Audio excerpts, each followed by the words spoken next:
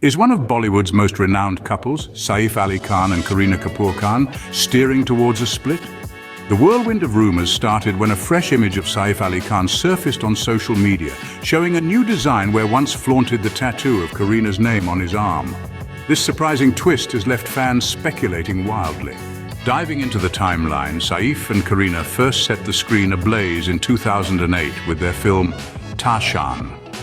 It was during the filming of this movie that the sparks flew, leading to a blossoming romance off-screen.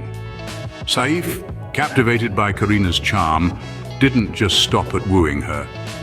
He went a step further by proposing marriage. By 2012, the couple tied the knot in a high-profile wedding, marking the beginning of their journey together as husband and wife.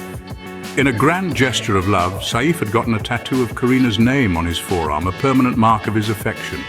However, the recent change in this tattoo has stirred a pot of questions and theories among their fans.